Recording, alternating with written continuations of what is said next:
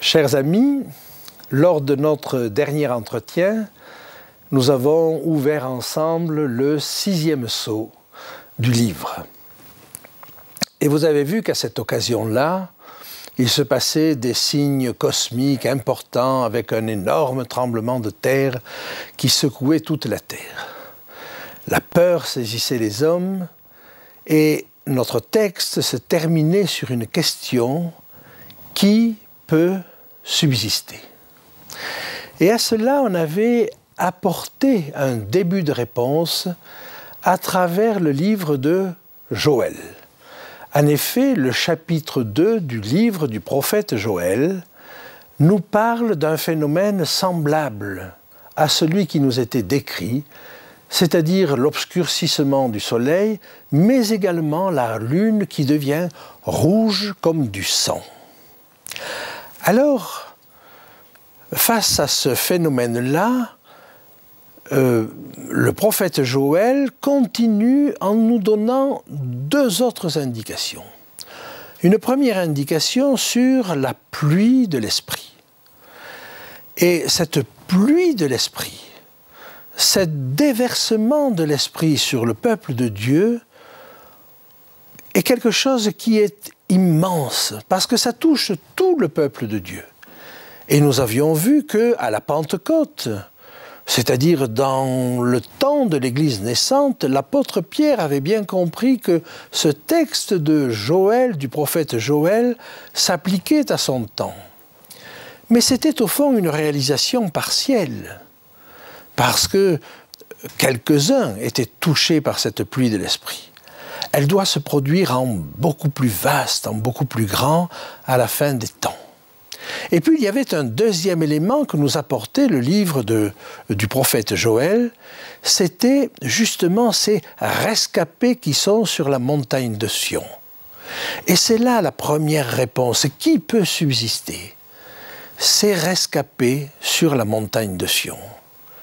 Et quand nous allons voir l'équivalent dans le livre de l'Apocalypse, alors c'est en Apocalypse 14, au chapitre 1er, que nous voyons ces 144 000 sur la montagne de Sion.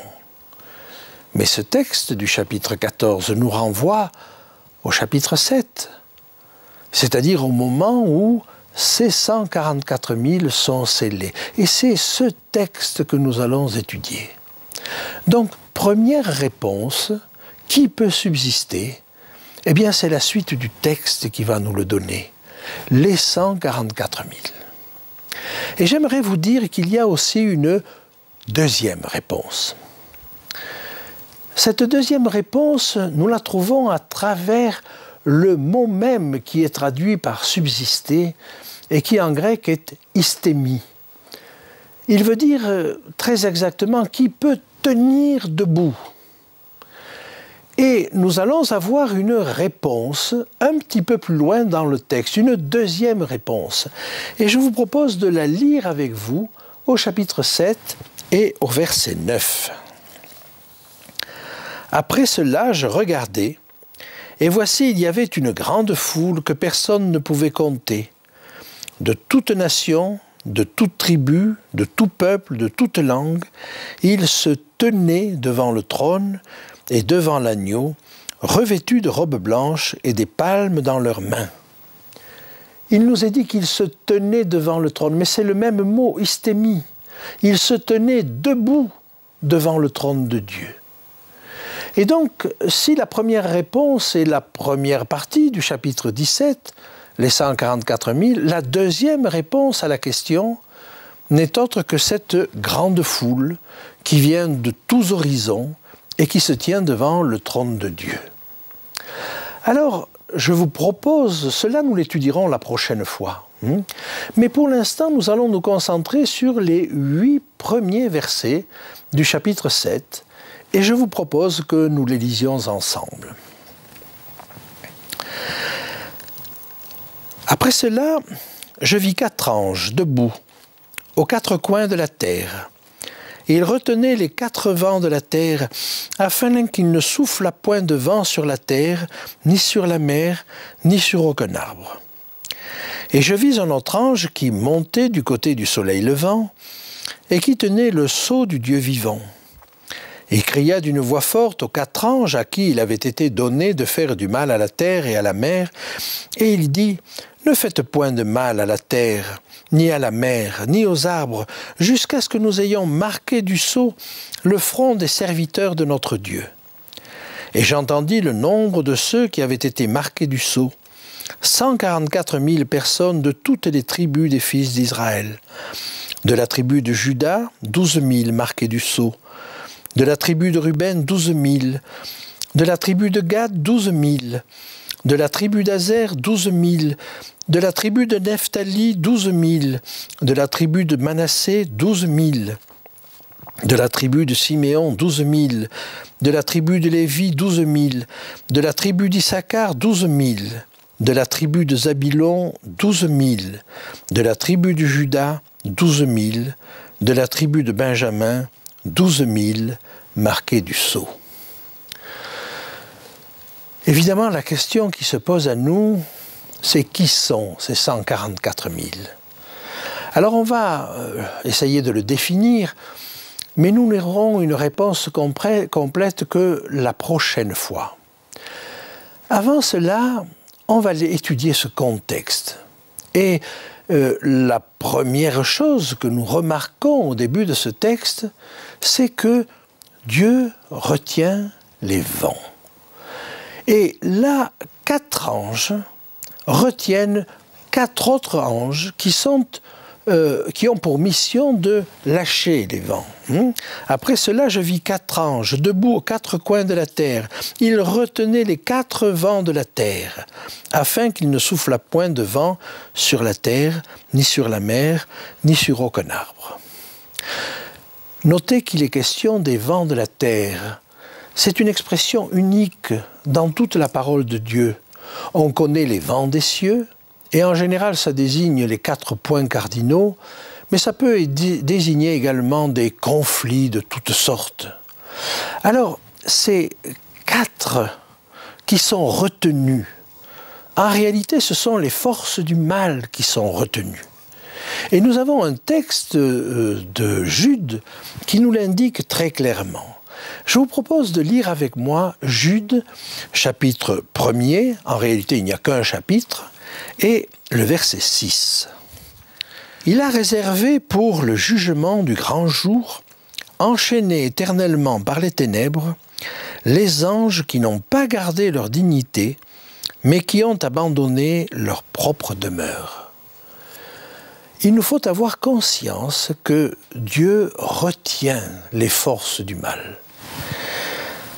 Alors on a souvent le sentiment que Dieu sévit, que Dieu punit, qu'il juge et qu'il fait en sorte que l'homme reçoive une punition pour le dresser. Et là, on nous montre Dieu sous un tout autre aspect. Dieu est celui qui retient les vents. Il est celui qui fait en sorte que ça ne soit pas aussi grave que ça devrait l'être s'il abandonnait l'homme à son propre sort.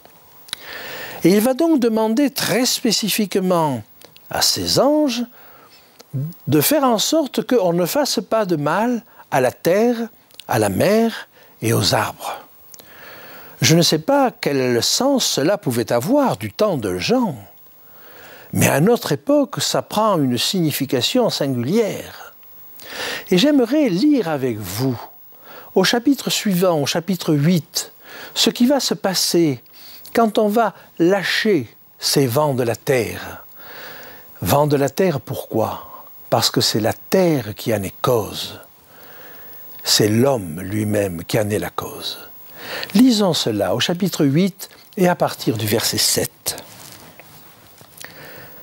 Le premier sonna de la trompette et il y eut de la grêle et du feu mêlé de sang qui furent jetés sur la terre. Et le tiers de la terre fut brûlé, et le tiers des arbres fut brûlé, et toute herbe verte fut brûlée. Le second ange sonna de la trompette, et quelque chose comme une grande montagne embrasée par le feu fut jetée dans la mer, et le tiers de la mer devint du sang. Et le tiers des créatures qui étaient dans la mer et qui avaient vie mourut, et le tiers des navires périt. Quand nous voyons ce qui se passe au son de la première et de la deuxième trompette, nous nous rendons compte que les choses qui attendent la terre sont d'une gravité extrême. Eh bien, Dieu, dans sa bonté, ne va pas permettre que ces choses qui sont le fait de l'homme, et nous en sommes conscients, ces choses qui sont en train de détruire notre écosystème, les choses les plus graves ne vont pas arriver sans que Dieu ait préparé un peuple. Et ce peuple, il l'appelle au chapitre 7, les 144 000. Et il y a donc là quelque chose de très particulier. Parce que ce peuple, Dieu le prépare, mais il va le préparer par une pluie particulière de l'esprit. Et avant que les grandes catastrophes n'arrivent, il prépare un peuple pour donner un sens à ce qui arrive. Dieu sait que les cœurs ne se convertissent pas par la peur. Il y a des conséquences à ce que nous faisons, mais l'objectif de Dieu n'est pas de terroriser. Alors, en même temps que ces choses arrivent, il prépare un peuple pour donner du sens, pour expliquer, pour dire ce qui se passe et pour dire son amour. Pour dire quelque part que ce n'est pas lui qui provoque cela, que lui au contraire a freiné, qu'il est celui qui prévient, qu'il est celui qui avertit, qui est celui qui appelle. Ce sera le sens des trompettes, ce sont des appels. Nous le verrons bientôt. Alors, j'aimerais maintenant que nous avancions dans le texte. Et au verset 2 du chapitre 7, un autre ange intervient. Un autre ange qui intervient dans le soleil levant. Que veut dire qu'il est dans le soleil levant? Lisons ensemble, si vous voulez, un texte qui se trouve dans l'évangile de Luc, au chapitre 1er et au verset 78. C'est dans un cantique, et c'est le cantique de Zacharie, le père de Jean-Baptiste. Et il dit ceci: « Grâce aux entrailles de la miséricorde de notre Dieu, en vertu de laquelle le soleil levant nous a visités d'en haut. » Quel est ce soleil levant qui nous a visités d'en haut? Sinon Jésus. Et voilà que cet ange se lève et intervient dans le soleil levant. Il y a là la suggestion qu'il s'agit de Jésus, mais nous allons avoir la confirmation tout à l'heure. Et il tient le sceau de Dieu. Alors ce sceau de Dieu, on va essayer un petit peu de comprendre ce dont il s'agit. Mais ce sceau de Dieu est très lié à l'Esprit de Dieu. Et nous allons le voir à travers deux textes. Un premier qui se trouve dans la deuxième épître aux Corinthiens, au chapitre 1er et au verset 21. 2 Corinthiens, chapitre 1er, verset 21. « Et celui qui nous a fermis avec vous en Christ et qui nous a oints, c'est Dieu, lequel nous a aussi marqués d'un sceau et a mis dans nos cœurs les arts de l'esprit. » L'apôtre Paul nous dit là quelque chose d'important. Ce sceau de Dieu est lié à l'Esprit de Dieu. Mais il est conscient que la démarche ne va pas jusqu'au bout. Et il parle des arts de l'esprit. J'aimerais vous citer maintenant un deuxième texte qui se trouve dans l'Épître aux Éphésiens, au chapitre 4, les versets 30 à 32. Éphésiens, chapitre 4, versets 30 à 32. « N'attristez pas le Saint-Esprit de Dieu, par lequel vous avez été scellés pour le jour de la rédemption. Que toute amertume, toute animosité, toute colère, toute clameur, toute calomnie et toute espèce de méchanceté disparaissent du milieu de vous. Soyez bons les uns envers les autres, compatissants, vous pardonnant réciproquement, comme Dieu vous a pardonné en Christ. » Telle est l'action de l'Esprit. Alors imaginez une action de l'Esprit qui ne soit pas simplement les arts, mais qui soit la plénitude de l'Esprit. Imaginez que ces qualités qui viennent de nous être décrites, de compassion, d'amour, d'affection, de soutien, soient portées à leur paroxysme. Telle est la chose que Dieu veut pour son peuple et tout particulièrement pour ses 144 000. Ils sont donc scellés de l'Esprit, mais d'un esprit qui va jusqu'au bout. Et quel est l'objectif de cette pluie de l'Esprit? Quand nous lisons dans Acte 2 ce qui s'est passé, c'est vraiment en vue de la prédication d'un message, de l'Évangile. Ces 144 000 sont scellés de l'Esprit pour prêcher l'Évangile. Et ça n'est pas pour rien que nous les retrouvons au chapitre 14, des versets 1 à 5, parce qu'à partir du verset 6, c'est l'Évangile éternel qui est prêché. Et cela nous montre quelque chose d'important pour nous. Ces 3 messages du chapitre 14, même s'ils ont été prêchés partiellement, parce que l'Esprit intervenait partiellement dans le passé, ils sont appelés à prendre une ampleur, une puissance, une force, comme jamais dans le passé, dans l'avenir. Dans l'avenir, le peuple de Dieu est appelé à prêcher ces 3 messages avec force. Alors, quand ce message sera prêché, on pourra dire que nous serons dans le temps des 144 000. Mais ces 144 000 sont d'abord préparés. Et l'atteinte qui est faite à la terre, aux arbres et à la mer, tout cela n'interviendra que quand Dieu aura préparé son peuple. Voyez l'amour de Dieu qui ne va pas permettre que ces événements arrivent sans qu'il ait préparé un peuple. Les deux sont nécessaires à l'appel. Et il y a vraiment là quelque chose de très délicat de la part de Dieu.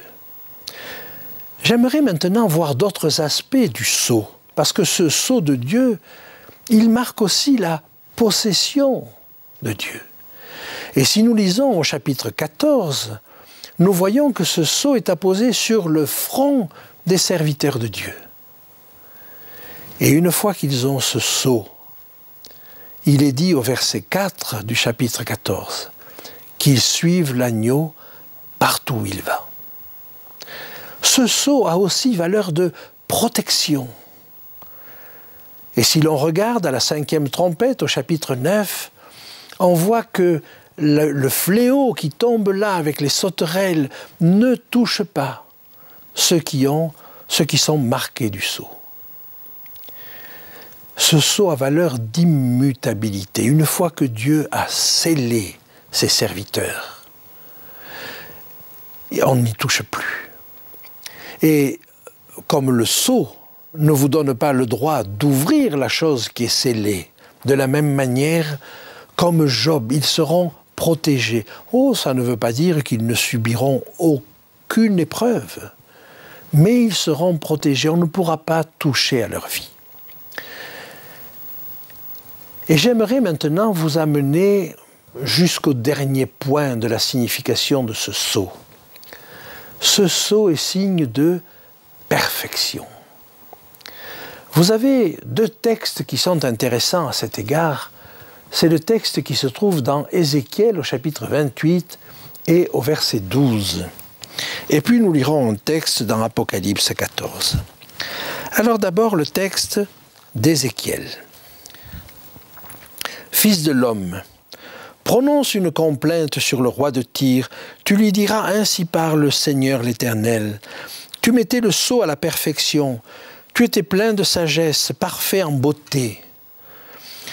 Bien sûr, la complainte s'adresse au roi de Tyr, mais rapidement on voit derrière se profiler l'accusateur, c'est-à-dire Satan. Et on lui dit, tu mettais le sceau à la perfection. Un autre texte sera encore plus parlant. C'est le texte qui se trouve en Apocalypse 14, à la fin du passage qui décrit les 144 000. Et là, il est parlé aussi d'une perfection. Et je vous invite à le regarder. Apocalypse 14, le verset 5. Et dans leur bouche, il ne s'est point trouvé de mensonge. Le texte parle des 144 000, car ils sont irrépréhensibles. Voilà qui sont ces 144 000. Ceux qui ont reçu l'Esprit de Dieu dans un but bien précis, qui vont remplir une mission bien précise, celle d'apporter du secours à un peuple qui peut être à une terre qui est déboussolée. Maintenant, il y a là quelque chose qui devrait nous interpeller et nous dire, est-ce que nous voulons faire partie de ce peuple? On en a déjà parlé, mais de ce peuple qui reçoit l'Esprit, de ce peuple qui comprend la prophétie, qu'il sait où il en est, qui comprend que la terre est en train de se dégrader, et qui va donner au milieu d'un monde en débâcle un message d'espoir. Dieu nous appelle tous à être de ce peuple.